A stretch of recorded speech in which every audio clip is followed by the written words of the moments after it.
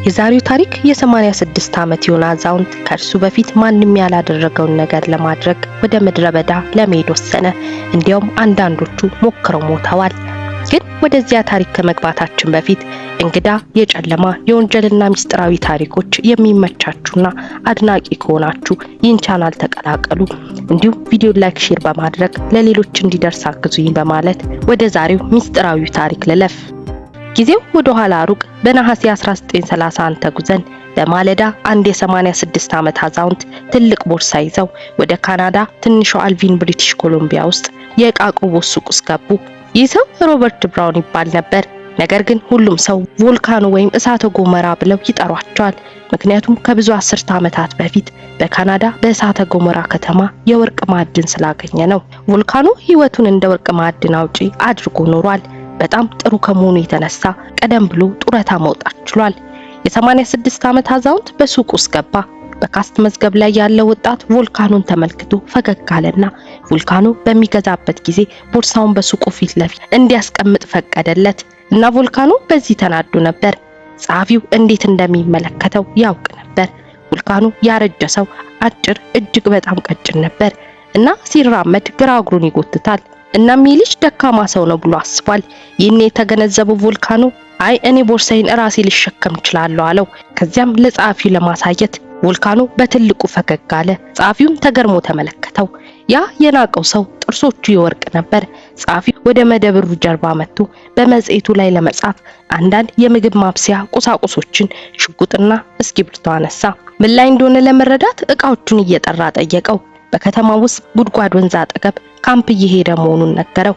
ነገር ግን ጉድጓዱን ተከትሎ በተራራዎች በኩል ወደ ስቲቭ ሌክ ወደሚባል ሌላ የውሃ አካል ይሄድ ነበር እና ጸሐፊው ማንኛውንም ጥያቄ ከመጠየቁ በፊት ቮልካኖ ሊመረምር መሆኑን ተናግሯል። እና በዚህን ጊዜ የጸሐፊው አይኖች ወደ ላይ ሲወጡ ቮልካኖ በደስታ ተመለከተ። ቮልካኖ አብዛኛው ሰው በተለይ በዚህ አካባቢ ይህ የወርቅ ማዕድን ማውጫ አጠቃላይ ተረት ነው ብለው እንደሚያስቡ ያውቅ ነበር። እና ጸሐፊው ከመደነቁ ሲያገግም ወደዚያ መሄዱን እንደገና ማሰብ አለበት አለው። ጸሐፊው ይህንን ማዕድን ለማግኘት ሲሞክሩ ብዙ ሰዎች በሱቁ በኩል ሲመጡ አይቻለሁ ብሏል። ግን አገኘሁት ብሎ ማንም አልተመለሰም። እንዲያውም ከነዚያ ሰዎች መካከል አንዳንዶቹ በፍጹም አልተመለሱም አለ። ቢያንስ 2 ሰዎች ሞተዋል። ምክንያቱም ወደ ስቲቭ ሌክ የተደረገው የእግር ጉዞ በጣም አደገኛ በሆነ መልክዓ ምድር በኩል ነበር።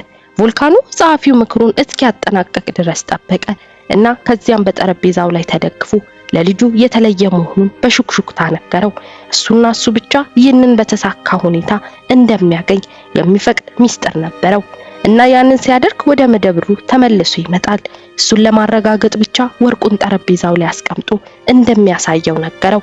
ከዚያም ቮልካኖ በጠረጴዛው ላይ ጥቂት ገንዘብ ጥሎ ዕቃዎቹን ሰብስቦ አንድ ተጨማሪ የወርቅ ጥርስ ፈገግታ አንጸባርቆ ወጣ።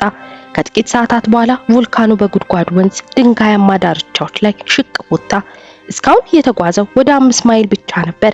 ምክንያቱም የ86 አዛውንትና በደረሰበት የግራ አደጋ ጉዞ ደካማ ነበር። ያ ወንዝ 1000 ጫማ ያህል ሲሆን በሁለቱም በኩል በወፍራም ደን ተከቧል። ቮልካኖ ከወንዙ ጋር በትይዩ ይጓዝ ነበር። ውሃው በቀኝና በግራው ዛፎች አሉት። ብዙ ሰዎች ትንሽና የተጋላጭነት ስሜት እንዲሰማቸው የሚያደርግ ገለልተኛ አቀማመጥ ነበር።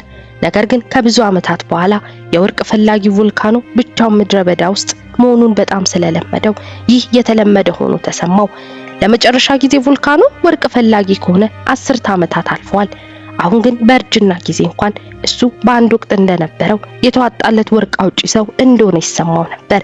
ቮልካኖ ወደ ሾር ዳር ጠጋ ብሎ ፀሐይ እስክትጠልቅ ድረስ ሽቅብ መራመዱን ቀጠለ እና በዚያን ጊዜ በግራ በኩል ያሉ ዛፎች መውደቅ ጀመሩ እና ቮልካኖ ወደሚሄድበት አቅጣጫ ከሩቅ ማየት ቻለ። እና እነዚህ 2 ተራሮች እንዳሉ ከሩቅ አየና እነዚህን ተራሮች እንዳየ መጽሔቱን አወጣና የመጨረሻውን ገጽ ገለበጠ እና ገጹን አንጥቶ ከዚያም ተራሮችን ተመለከተ እና ፈገግ አለ።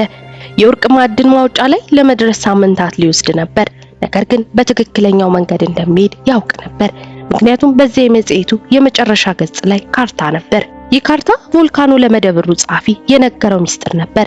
ይህም ሌሎቹ ብዙ ሰዎች ያልደረሱበት የወርቅ ማዕድን ማውጫ ላይ እንዲደርስ የሚፈቅደው ነገር ነው። ቮልካኖ ራሱ ካርታውን የሳለው ከብዙ ዓመታት በፊት ነበር። በዚያን ጊዜ በሰሜን ብሪቲሽ ኮሎምቢያ ውስጥ ወርቅ ለማግኘት እየሞከረ ነበር። ከዚያም አንዲት ሴትን ተመለከተ እና ይህች ሴት ታማ ለሞት ተቃርባ ነበር። እናም እሱ ሴትየዋን አይቷት ነበርና ለዚህ ሴት አንዳንድ የፈውስ እጽዋት መድኃኒት ሰጣት። ከዚያም ጤንነቷ እስኪመለስ ድረስ ለቀናት አብሯት ቆየ። ይህች ሴት ደህና ስትሆን ቮልካኖን በጣም አመሰገነች። ይህን ሰዓት ነው በስቲቭ ሐይቅ አቅራቢያ የሚገኘው ታዋቂ የወርቅ ማዕድን ማውጫ ፍጹም እውነት የመሆኑን ሚስጥር የነገረችው። ይህንንም አውቃለሁ አለችው።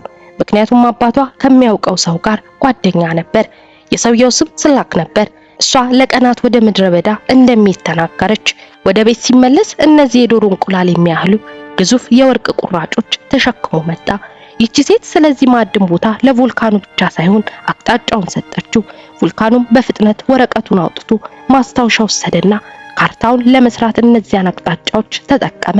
ሆኖም ግን ቮልካኖ ከዚህ ሴት ጋር ከመለያየቱ በፊት ማስጠንቀቂያ ሰጠችው። ልክ እሱ ከመሞቱ በፊት ስላክ በማዕድኑ ላይ እርግማን አኑሯል አለችው። አሁን ማንም ሰው ወደ ማዕድኑ ለመድረስ ቢሞክር ጫካው ራሱ ያስቆማቸዋል ስትል ነገረችው። ቮልካኖ የምትናገረውን ነገር አልፈራም። ነገር ግን ለደህንነት ሲባል በጫካ ውስጥ የሚቻለውን ያህል ጊዜ እንደሚያሳልፍ አሰበ እና በዚህ ጉዞ ወደ ማዕድኑ ድንኳኑን ለመትከል በሚፈልግበት ጊዜ ሁሉ በተቻለ መጠን ከዛፉ መስመር ይርቃል። ይህም የቮልካኖ ወደዚህ ወርቅ ማዕድን ማውጫ ለመድረስ መሞከር ሁለተኛ ሙከራ ነበር። ከ5 ዓመታት በፊት ቮልካኖ ወደ ስቲቭ ሐይቅ ዳርቻ ቢደርስም በዚህ ወርቅ ማዕድን ማውጫ መግቢያ አቅራቢያ የነበረ ቢሆንም ይህንኑ የእግር ጉዞ ለማድረግ ሞክሯል። ማቆም ነበረበት። ምክንያቱም በግራ እግሩ ላይ ከባድ ቅዝቃዜ ስላጋጠመው ቅዝቃዜው 3 የእግሮቹ ጣቶች እንዲሞቱና እንዲበሰብስ አድርጓል። የራሱን ጣቶች በትክክል ለመቁረጥ ተገደደ። እሱ የስላክ እርግማን ሰለባ የሆነ ይመስላል። ልክ በዚያ ጊዜ ቮልካኖ በጨለማ ውስጥ ከካምፕ ጣቢያ ውጪ የሆነ ቀንበጦች ሲሰነጠቅ ሰማ እና በደመ ነፍስ ወደ ላይ ተኩሶ ሽጉጡን ያዘ እና ድብ ከጫካ እንደሚመጣ እየጠበቀ ወደ ድምጹ ግማሽ ዞረ። ግን እዚያ ለብዙ ደቂቃዎች ከቆየ በኋላ ከጫካ ውስጥ ምንም ነገር አልወጣም። በመጨረሻም ቮልካኖ የሚሰማው የእሳቱን ረጋ ያለ ድምጽ ነበር እና ወንዙ ጫካው ሙሉ በሙሉ ጸጥ ብሏል።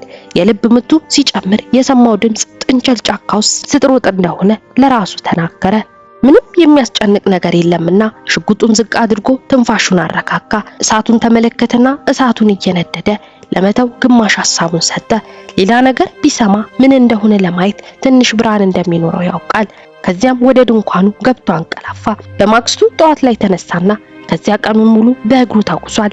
ይህን ቀን ከሌት ያደርግ ነበር። የግራ እግሩን ከአንድ ወር በላይ ከኋላው እየጎተተ ነበር።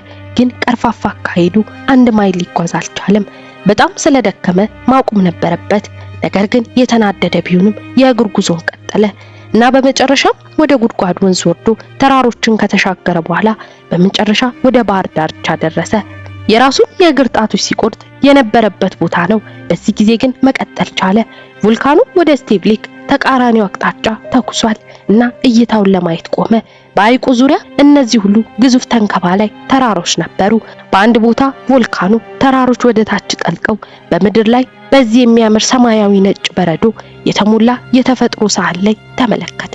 ምንም እንኳን ቮልካኖ ወደዚህ ቦታ ሄዶ ባያውቅም በደመነፍስ ስቲቭ ግላሲየር መሆኑን እንዳለበት አወቀ።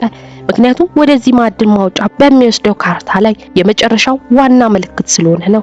በሱ ካርታ መሰረት የወርቅ ማዕድን ማውጫ መግቢያ ከበረዶ ብዙም ሳይርቅ በተራራ ጎን ላይ ይገኛል። አሁን ቮልካኖ ወደፊት መግፋትን ፈልጎ በተቻለ ፍጥነት ወደዚህ መግቢያ ለመድረስ ጓጉቷል። ነገር ግን ፀሐይ መጥለቅ ጀመረች እና በሌሊት መጓዙን ከቀጠለ የጉዳት እድሉ ከፍተኛ እንደሆነ ያውቃል። አስታውሱ ወደዚህ ቦታ ለመሄድ ቮልካኖ ከ1 ወር በላይ እንደፈጀበት እና እሱ ከተጎዳ ማንም ሊረዳው አይመጣም። እናም ያችን ሌሊት በአንድ ቦታ ላይ ለማሳለፍ ወሰነ።